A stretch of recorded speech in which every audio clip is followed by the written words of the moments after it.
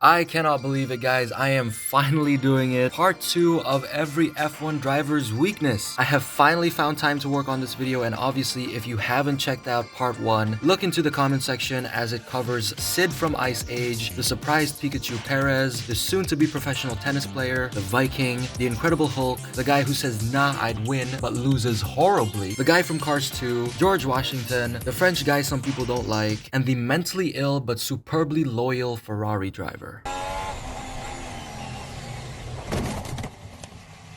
I am stupid. I am stupid.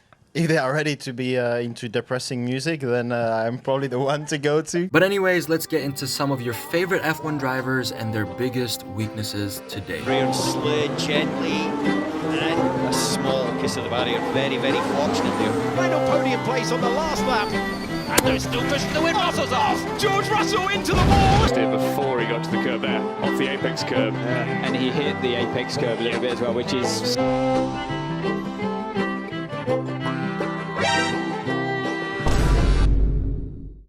long way round. Norris goes the long way round on Perez. No, not and again. Albon again. No, with Lewis Hamilton. Alex Albon is easily one of the nicest drivers on the grid, and it's honestly very hard to not like the guy. But despite his nice guy personality, his main weakness is being in a Williams. Now, no offense to the team at all, they've been performing much better than they were before, but Alex has developed his skills to such an impressive caliber that I think a Williams just isn't enough to display how fast he really is. It's like with Nico Hulkenberg all over again. You know, Alex can bring the car to positions that most drivers just cannot do. But with what the car has to offer, he can only go so far in terms of getting a good race result. Alex has improved so much ever since his Red Bull days, and he just deserves a car that is so much more powerful that it doesn't hold back his actual true skill. We might see that in the future with him possibly going to Mercedes in 2025. It's so quick, it can destroy your entire face. But anyways, Alex Albon has shown a lot of skill, especially in the Canadian Grand Prix, where he defended to the absolute brink of perfection. Like, if Logan Sargeant tried that, we would get this instead.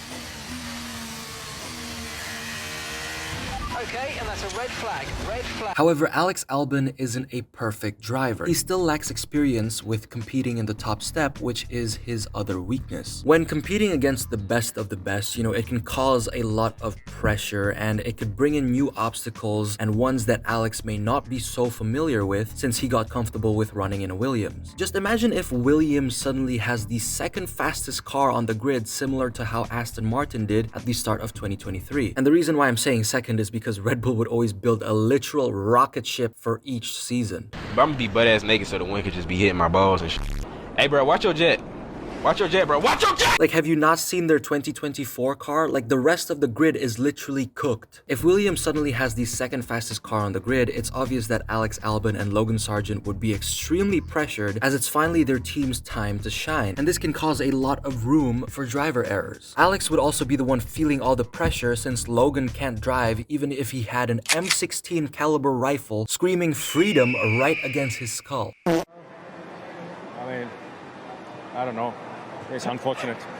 Valtteri Bottas is another great driver that's hard not to like, but he managed to land in probably the most mid-team on the grid. Now, don't get me wrong, Valtteri is a lot happier, and Alfa Romeo definitely had their highs and lows, but after the new team name was announced, this just doesn't work. Like, even their racing suits look like they're coming straight out of Ben 10. But anyways, the team's performance is honestly what's holding Valtteri back. He's capable of doing so much more for the team, but once again, this is a driver who doesn't have a proper car. It might continue now in 2024, but this time the car isn't just slow. It's slow, but now it also looks like WhatsApp sponsored it. But at the same time, Valtteri hasn't been performing as well as he was in Mercedes, which I analyze as a cause of a lack of pressure. Back in Mercedes, Valtteri would always be pressured to perform as well as Lewis, which actually made him perform a lot better in races. Valtteri seems like the type of guy to thrive under pressure, and looking back at the Lance Stroll clip last video, Under pressure. Diamonds are made under pressure.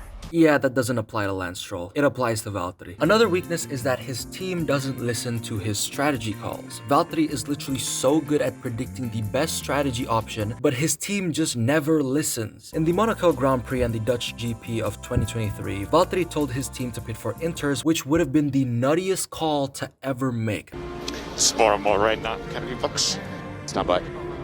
It's definitely going to be Inter. But his team screwed up so hard, had his back bent over, and he took backshot after backshot of bad team decisions and ended up with another mediocre race result. It's going to be Inter. Negative, this rain will stop. This rain will stop in 2 minutes. Like, if his team just listened to him and pitted for Inters before the start of the race, Valtteri would have had multiple points finishes throughout the season. Another instance was his request for a two-stop back in Mercedes, but to be expected, they didn't even listen to him. Why the no one listen to me when I say there's going to be a two-stopper? No question about it, I am ready to get hurt again. Fernando is faster than you.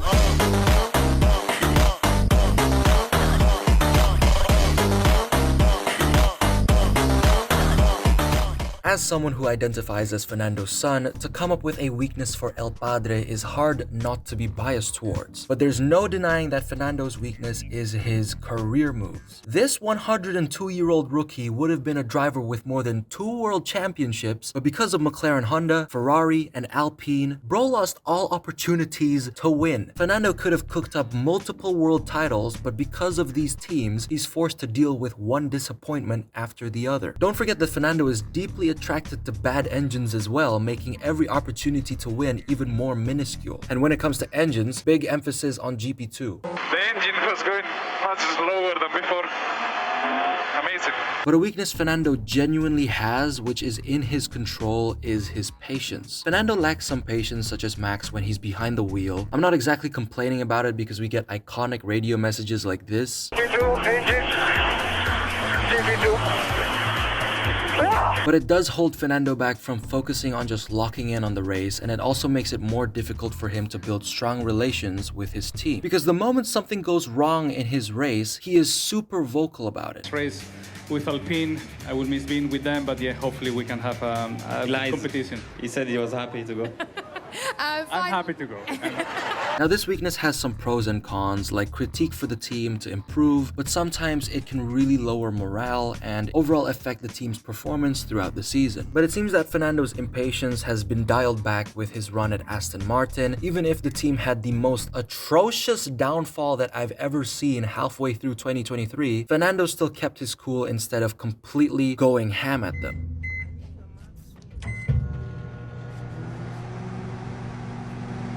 I mean, to be fair, he wasn't running at like P20 in every single race like he was during the atrocious times of his McLaren Honda days. However, with Aston Martin switching to a Honda engine for 2026, well, there's really no telling what kinds of flashbacks he's gonna be experiencing. Very impressive.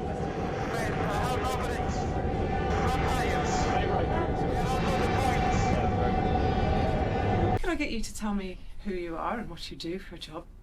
I'm Daniel Ricciardo and I'm a car mechanic. As much as we all love Daniel and his smile, the guy suffers a lot through adaptability. Daniel struggles through the same issues as Checo, as he prefers a specific driving style which doesn't exactly match with most of the cars that he gets. For example, the pairing of him with his McLaren car in 2022 was so mismatched that Daniel got lapped by Lando in Monaco, which obviously had him feeling like this. Max Verstappen, and there was absolutely nothing he could do today. He struggles a lot with adaptability, which is very visible during his McLaren days, and it just shows how much he really has to work on it, despite already being, you know, a high-performance athlete. Sweat, baby. Sweat, sweat. The final weakness that Danny has is that he is past his prime. Now, before you guys say anything, just hear me out, alright? Just please do hear me out. Let me tell you something. Let me tell you something. Alright. Let me tell you something. Let me tell you something. I know a lot of you guys might want to crash into me for saying this, like the drivers wanting to hit the Just Stop Oil protesters in Silverstone, but please do hear me out that Daniel Ricciardo, as much as I love his bubbly personality, just hasn't been the same as the old Danny in Red Bull, where he was paired with Sebastian Vettel and Max Verstappen. When I do this, you start talking. Hola todos. Hello, everyone. My guy used to pull off dive bombs from further back than Nikita Mazepin's hairline. But now he's no longer in a competitive car and is in an AlphaTauri, which is now called the Give Us All Your Money F1 team. Overall, Daniel hasn't been performing as well as his Red Bull days, but that's definitely debatable considering he's been in different cars with different performances throughout the years. I still think he's a great driver, but I'm leaning more to the fact that he doesn't have the same spark that he used to have in his first years in Formula 1. I do hope that he's got it back though, since he did manage to pull off such an amazing qualifying session in an absolute dumpster fire of a car that simply had fans exploding with excitement. About Daniel Ricciardo, the Australian driver does exactly the same thing and remains in 4th place.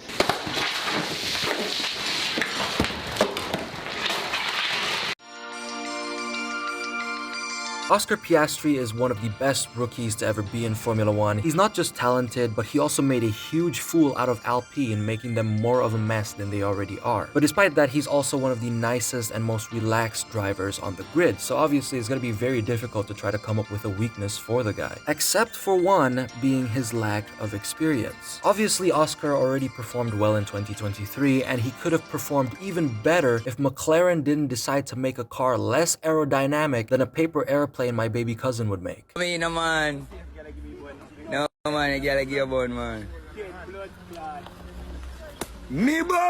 But the point is, regardless of Oscar Piastri's amazing performance in 2023, he's still a rookie, just like Fernando Alonso, and he might be prone to make rookie mistakes. Hopefully that doesn't happen though, since Oscar has amazing talent and hard work. Verstappen has the inside line, and what a move to the inside for Oscar Piastri!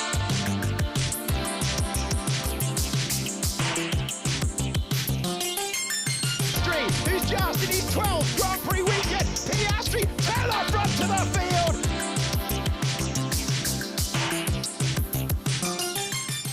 The next weakness Oscar might have is being the second driver for McLaren. Now I know even if McLaren says that their team doesn't have a #1 driver, with Lando Norris's contract extension, it kind of leans to the fact that Oscar is not the main priority in the team. I do want to clarify that this may not be true. You guys might disagree with me, I completely understand. But who knows, you know, maybe Oscar would be told to swap positions with Lando a couple times if they ever compete for a championship. It might be Bottas and Hamilton all over again. Doing this, he's... Valtteri, it's James. Please abort the fastest lap attempt for the end of the lap.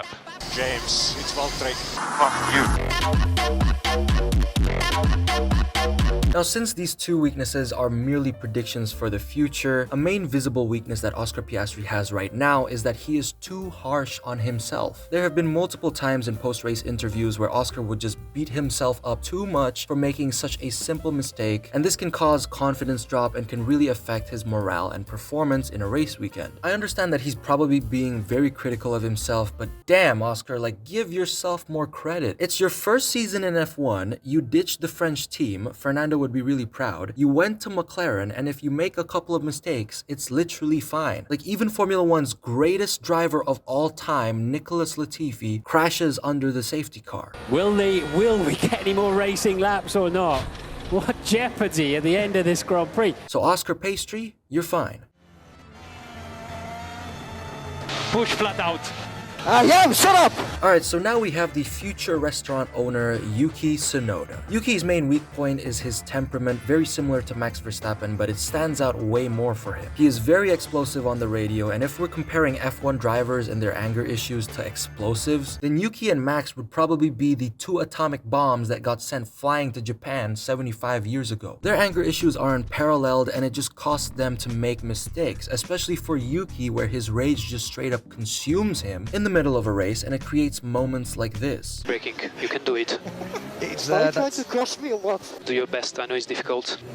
I know, but this brake sucks! Piastri improves to the points paying positions. It would be his second point scoring.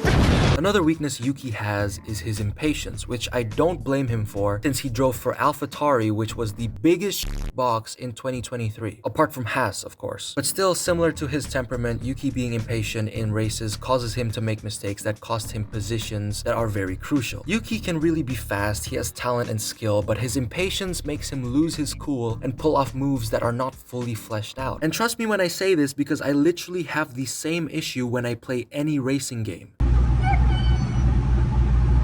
Like, Yuki's temperament and his impatience might even cause him to straight up just pull out a gun in the middle of a goddamn race. Now, with all of these weaknesses being called out for Yuki, there can only be one final weakness for him, and that is him being a risky driver. Anger plus a car that isn't competitive can only cause Yuki to pull off desperate moves on track. Sometimes he nails them amazingly, but sometimes he fumbles the bag completely. Him being a risky driver is a bit of a hit or a miss, if I'm being honest, but most of the time, well, it's more of a miss. And as a bonus weakness for Yuki, which a lot of people actually miss to point out, and this is just extremely devastating. I mean, this weakness that Yuki has is just straight up deadly, and a lot of people missed out on it. And of course you might be wondering, what exactly is it?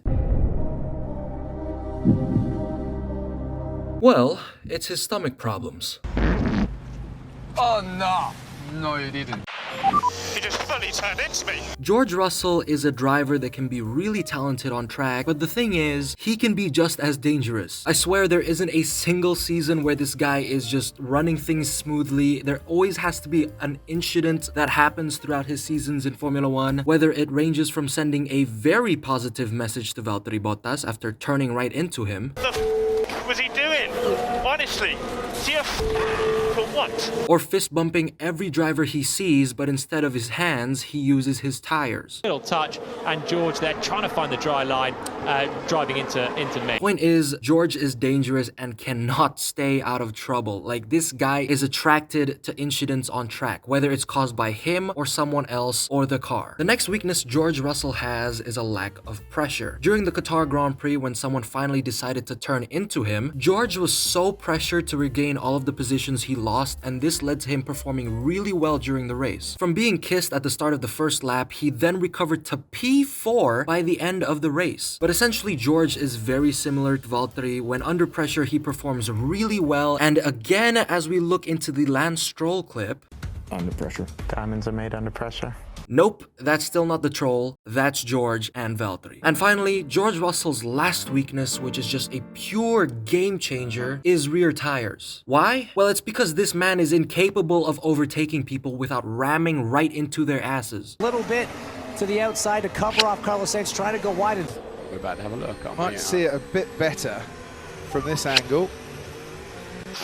Nothing I could do, he just turned into me. Or in other words, you cannot put George Russell in a car and expect him not to crash into people.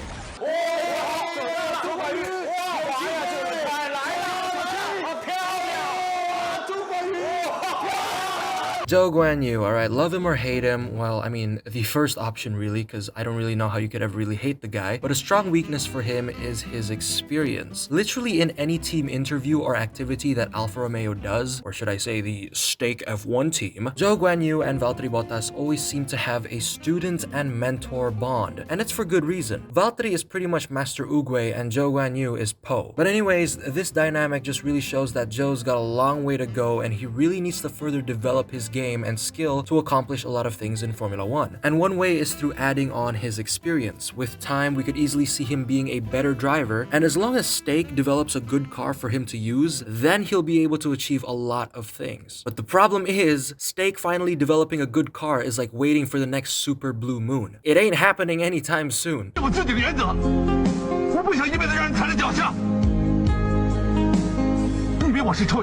Zhou's last weakness is that he doesn't stand out. His personality isn't as strong as other F1 drivers, which makes it hard for us to connect to him. I mean, I'd personally say that Logan Sargeant and Oscar Piastri have stood out a lot more despite them only being in Formula 1 for about a year. Compared to these two, Zhou is a very quiet guy so far, and it just makes him not as special as the rest. I'm not saying that he isn't a special driver, it's just, well, I mean, you gotta admit it, the guy just doesn't stand out. It's kind of similar to Pierre Gasly, but at least, you know, at least Zhou isn't French. It's unacceptable.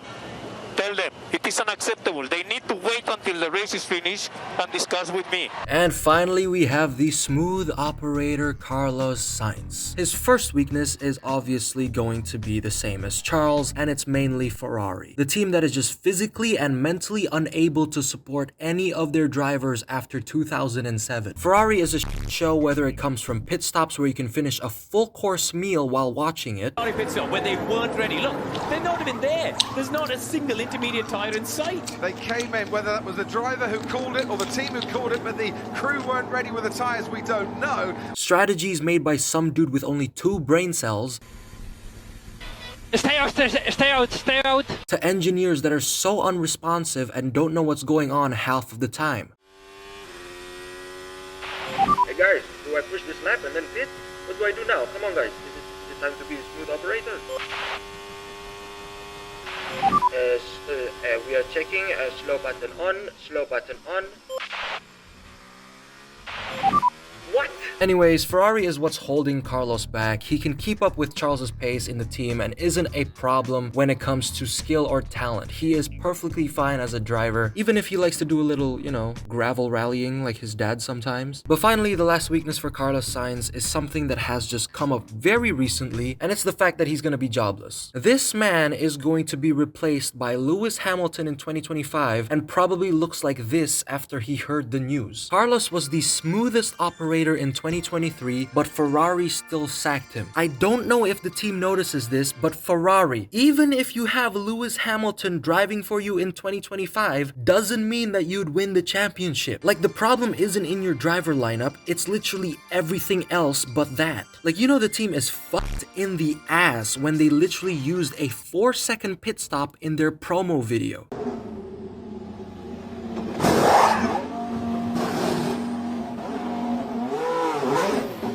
But hats off to being slow on the front left tire, you know, at least it's accurate to real life events.